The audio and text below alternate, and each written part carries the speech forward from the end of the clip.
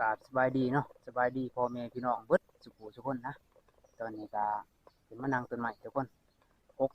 กระรอกหรือว่าพกอันนี้นะพกจันทร์นะเพราะว่ามื้อวานนี่เฮาเห็นมันเข้ามาเนาะเดี๋ยวมันเข้ามาอีกมื้อนี้ตามที่จริงก็ว่าสิได้ลงมื้อนี้แหละทุกคนเอ้ยเพราะว่าเฮาขึ้นมาก็ได้ 2-3 คืนแล้วนะแล้วทีมงานเฮาว่าสิอยู่อีกคืนนึงมื้ออื่นจังสิกลับเนาะแล้วก็คลิปนี่ก็ความจริงเบาเป้านี่ก็ได้ 2-3 คลิปแล้วเนาะแต่ว่าสิได้เอาลงแต่คลิปนี่นะเพราะว่าคลิปอื่นน่ะไปลงไปลบมันถิ่มก็สิมีแต่คลิปนี่เนาะมามื้อแรกก็มายามเบิ่งกับดักก็ทำงานทุกคนเอ้ยแต่ว่ามันบ่ทันมันเนาะบ่ฮู้ว่าสิเป็นตัวหยังนะแต่ว่าห้อยมันแท้น่ะก็แตกปะทิขึ้นไปนั่งห่างก็บ่พอหยังยานี่พังพอดมันเข้ามาทุกคนเอ้ยโอ้เนาะเข้ามาทั้งหมดแต่ว่าเฮาบ่ได้ทับนะเพราะมันอยู่ไกลมีแต่สินั่งเบิ่งอีกก่อนทุกคนเด้อประมาณ3 โมงแลงนะเฮาจังสิลงเนาะเพราะว่าตอนนี้กำลัง12 โมงกว่ากำลังสิเข้าบ่ายโมง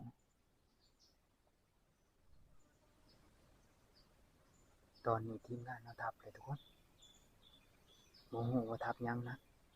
เพราะว่าเฮามานำกันนี่เบิด3ทุกคนเลยเฮากระจายตัวกันนั่งเนาะบ่าวเป้านี่ก็สินั่งอยู่รุมทุกคนเลยส่วนพานม่วงนี่เพิ่นสินั่งอยู่ว่างนี่นะแล้วก็พานทองก็นั่งเทิงขึ้นไปอีกบ่ฮู้ว่าพานม่วงหรือว่าพานทองนะทับ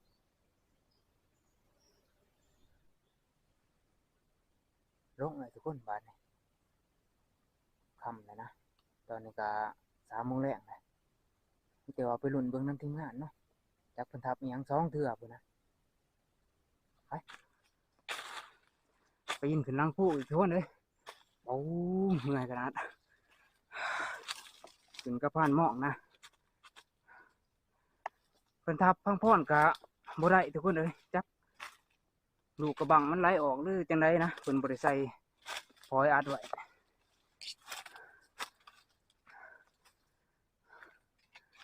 โอ้เพื่อสิฮอดขึ้นไปทางเทิงนี่มันก็สิมีสัญญาณนะทุกคนเฮาก็บ่เคยขึ้นจักเทื่อดอกเนาะ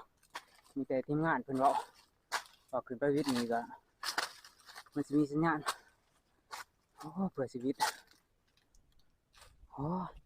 กำลังขึ้นมาวิทย์ทุกคนเอ้ยโอ้ยเมื่อยขนาดโอ้อยู่ข้างล่างเนาะอันนี้ก็สิเป็นด่านผู้มันที่เฮาย่างขึ้นไปขึ้นมานะย่างกลับไปกลับมาเนาะโอ้อันนั้นสิเป็นผู้น้ำเต่านะโอ้งามอีหลีทุกคนเอ้ยแต่อันนี้มันก็สิเป็นหน้าผาเนาะหน้าผาแนมขึ้นมาก็สิเห็นบ่อนน่ะก็กระต๊อบทีมงานเฮาปลูกไว้ว้าวอยู่เทิงนี่ยังมีห้อยหมูอยู่เด้ทุกคนเอ้ยนายผ่านเพิ่นก็มานั่งท่าแล้วเฮาก็ขึ้นมาครั้งแรกทุกคนเอ้ยโทรหาเมียปั๊บโดดขึ้นมาบ่ได้หน้าจาหลังก็เป็นเตียงนะทุกคนที่ทีมงานเฮาขึ้นมาเฮ็ดตั้งแต่โดนๆเลยแหละโอ้มีต้นมะไห้เฉยมีนกเขามากินมะไห้ต้นมะไห้เนาะต้นมะไห้น้อยอ๋อสุทีนี้ก็เย็นสบายกันอยู่กลางคืนก็สิเย็นทุกคนเลยถ้าอยู่กลางเว้นนี่ก็สิร้อนแน่มันบ่ค่อยมีลมตอนนี้ก็มาฮอดเที่ยงเลยทุกคนเลยโอ้เมื่อยมีแต่สิพักผ่อนหาอาบน้ำแล้วก็กินข้าวแล้วก็ไปต่อทุกคนนั่งต้นไม้นะ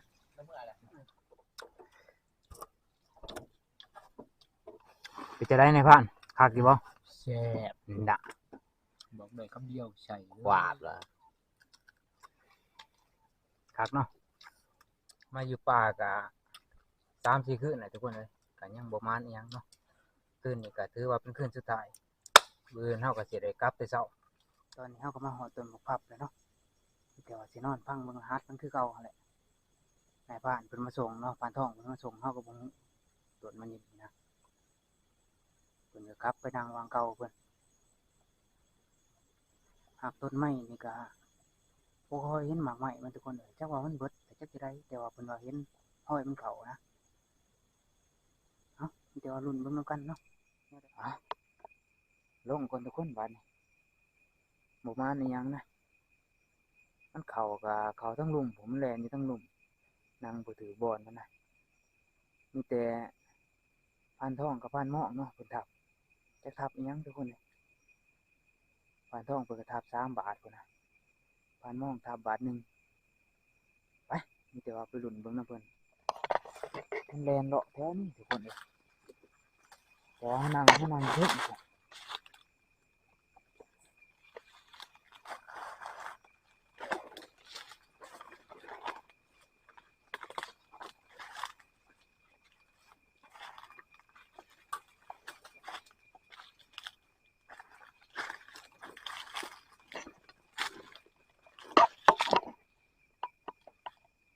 โอ้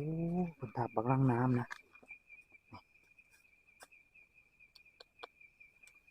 ว้าตัวบังใหญ่ทุกคนเลยโอ้ถือใส่ ถือ ก็ยังมือถือสองมือจับ นี่อ๋อนี่ว่าสิว่า2 บาทฮะโอ้ตัวใหญ่เลยนี่สอดนี่ปุดเลย ได้หา6 โลเนาะ โอ้กูยันกลัวเด้อโอ้เขา2 เมตรทุกคนเลยทะลุนี่เมตรหนึ่งบ่อนคอยหาโอ้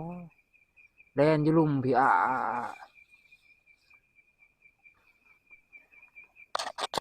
มาแล้วทุกคนบานนี่เอากลับก่อนบัดนี้ไปบานนี้กลับเถียงหน้าหน่อยครับเพื่อนทุกคนเลยไปลุ้นเบิ่งน้ำผ่านหมองนี่เนาะเพิ่นกระทับคือกันนะทับบาทหนึ่งจะทับอิหยังจักเพิ่นลงเลยจักจังไดปานนี่เพราะว่าบอนเพิ่นนั่งนี่ยุ่งแห่งร้ายทุกคนเลยมันไก่น้องน้ำเนาะบางเทื่อเพิ่นก็สิลงเมื่อก่อนแล้วก็บ่จัก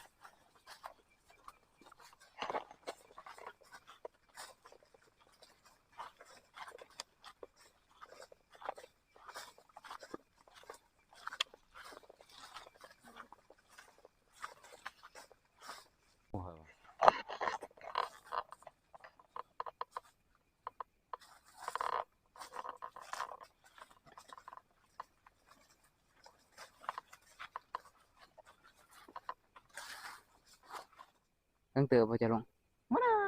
ลงยานี่ รายละเอียดเพิ่น คิดว่าพลาดใหม่เรื่องอยู่ตรงนั้นเลยโอ้ยหากระเห็น เพิ่นก็มานทุกคนเลย หาเอา มานบักลำลังน้ำนะโอ้แน่นอนอะไรเพิ่นเฮ็ดนี่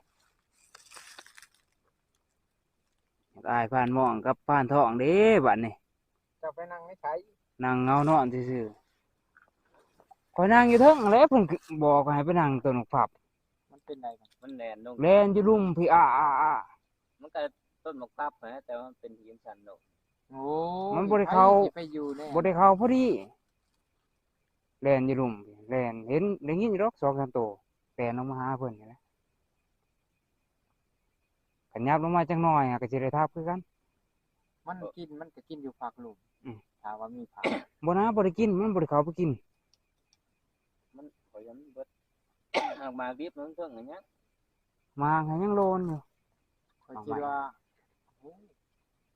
3 บาทครับ งัวข่อยก็ คิดว่าหมูข้อยหันคิดว่า เคยยิ่งบาทสุดท้ายบาทที่3หั่นโมก็ ทางไหน อยู่เนี่ยมันอยู่ห้อง ห้องเนาะ ข้อยหันบ่ได้คิดว่าเจ้า ตอน ข้อย นี้ก็ คิด มาฮอ ว่า ด เจ้า เที่ยงเลยทุกคนเลยเป่าปวดแขนหิวมาเพิ่น2ตัวนะปานหมองเพิ่นได้ตัวหนึงปานทองก็ได้ตัวหนึงบักล้างน้ำตัวนี้ใหญ่แห้งเลยเอามีแต่มื้ออื่นเช้าพุ่นแหละทุกคนจังสิเฮ็ดมันเนาะหาพักผ่อนก่อนบาดนี้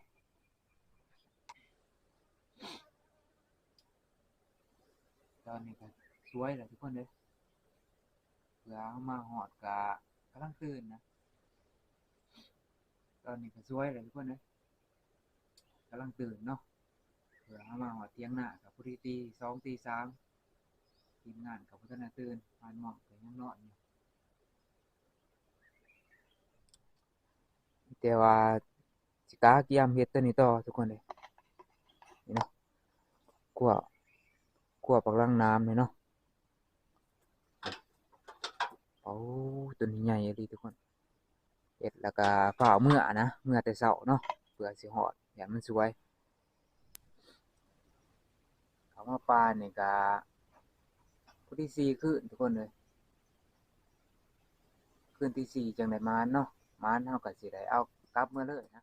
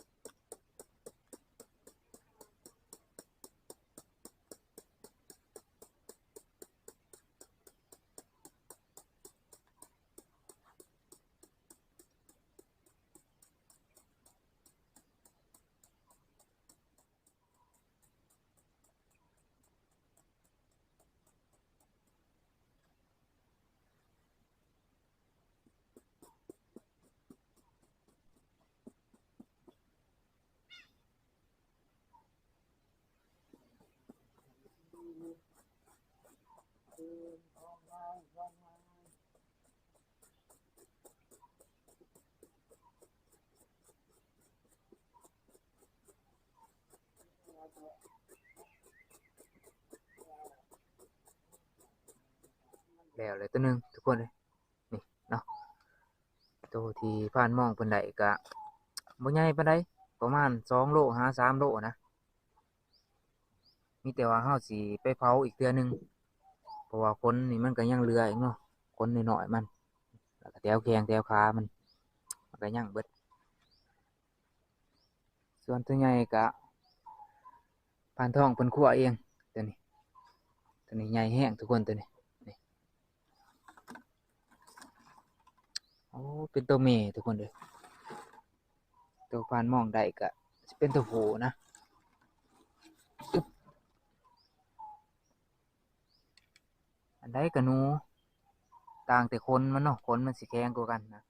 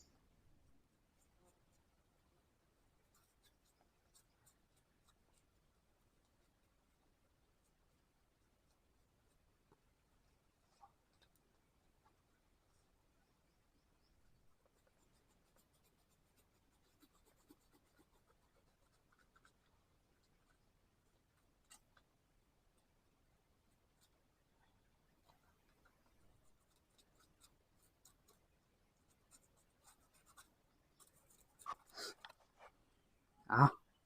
ตอนนี้ก็เผาแล้วเลยทุกคนเลยเนาะมีแต่เฮาสิสำเร็จเลยสำเร็จแล้วก็แบ่งกันอยู่นี่เลยทุกคนเลยมันก็บ่น้อยบ่หลายเนาะแบ่งกันแล้วก็ถือเมื่อไผเมื่อมันเลยโอ้เรื่องเต็มเลยบาทนี่หักกะลีตัวนี้อยากเผาไอ้นี่ไฟแห้งโพดหนังมันเลยแตก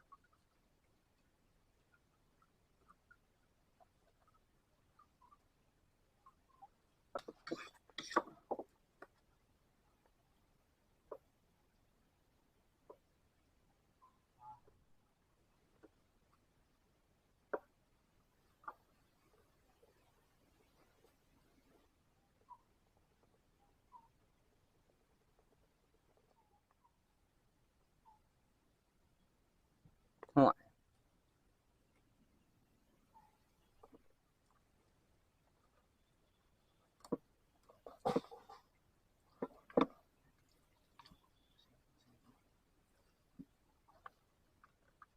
โพมันหนาสีบ้องเราไหลเนาะ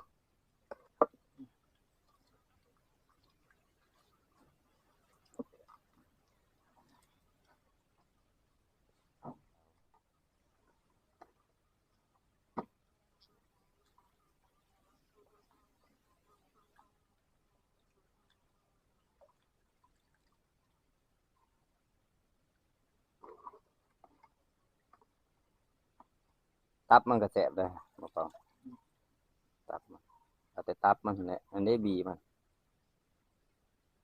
ว่าไฟต้องการบี ไปเผาไฟเนาะ จุดไฟที่มืดพวกลังคนเขาปิ่งกินนะแสบเลยใส่มัน คั่วแล้วเรียบร้อยทุกคนเลยก็หลายเติบเนาะโอ้สีมันนะสีมันก็ขาวจนพูนเลย มีแต่สิฟ้าให้ในผ่านเพิ่นแบ่งบัดนี้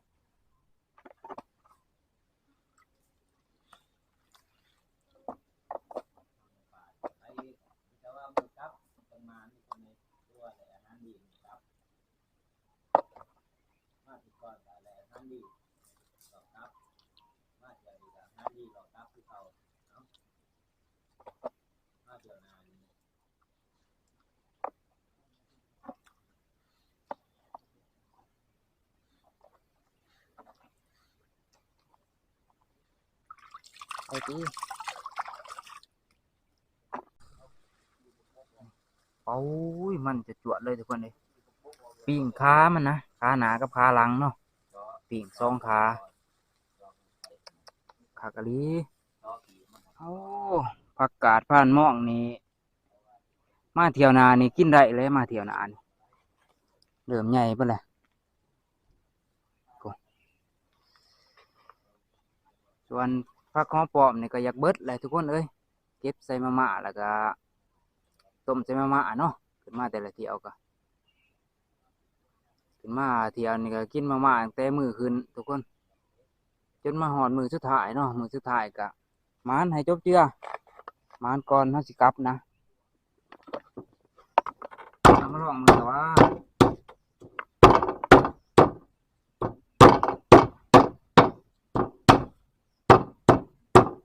ตอนนี้เอาคำตาเหลือก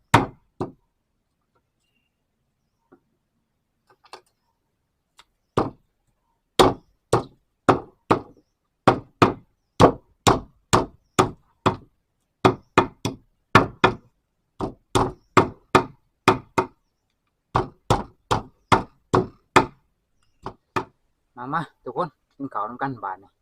ปิ้งซีนบักลังน้ำนะปิ้งซีนกามันนี่โอ้ยคักอะลีทุกคนเลยหลังจากที่เฮากินข้าวกับแจวมากะ2-3 วันเนาะในพาน แม่นแล้ว แต่มื้อขึ้นมา แข็งแล้วก็จะบ่เมาบ่ทอดเนาะเขาเนาะทอดกรอบๆด้วยเบิ่ง แต่ขนาดกินจังไดจะมึงก็ยังเมาไปถอดแม่บ่สิบ่โย ยามบ่เมาสิ เนี่ยไปพอดอยู่แล้วเนาะ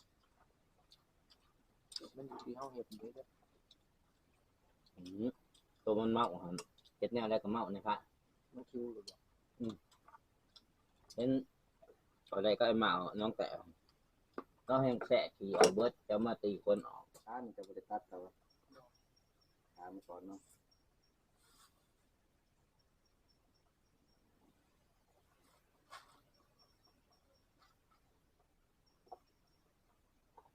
เคาะในไทยว่ะ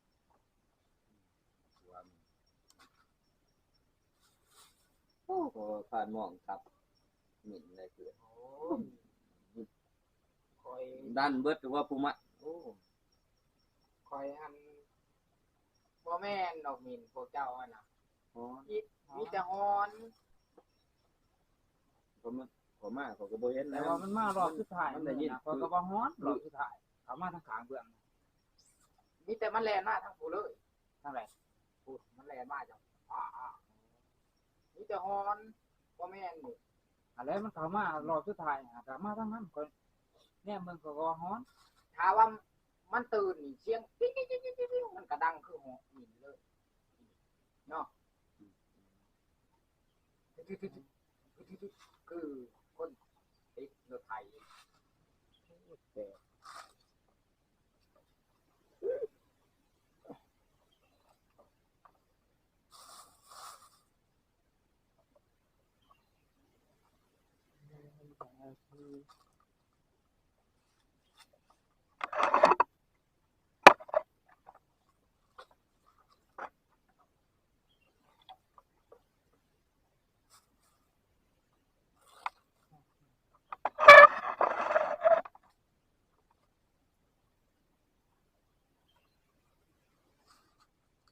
ที่ว่าบ่ได้หมูเนาะหลังจากเขายิงแล้วหั่นสุดซ้อมหั่นนี้เสียงหมูหลัง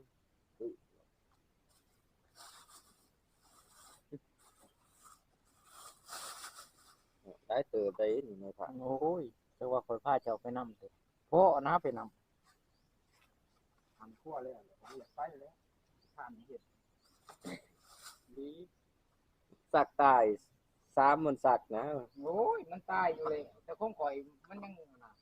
ยิงมันสิได้ไกลได้ยิงสักลงประมาณ3เมตรสักลงใส่มัน ชักหันเจ้าเลี้ยงเพื่อโลกเจ้าไปเลี้ยงเคโต้หันบ่ได้ถือปานทอง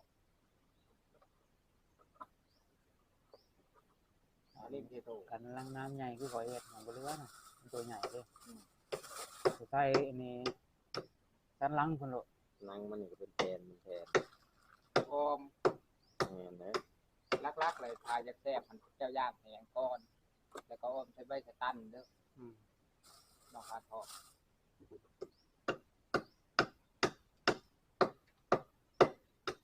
ตับ ตักเอาลูกเอาเบา มีน้ำตาล เอาเท่านั้นใหญ่จ้ะเอาโลดจ้ะท่านทองจ้ะ ตับมันก็เสะนี่ก็เอาสิเอาจะบ่เอาตับจะเอาบักไสลังมัน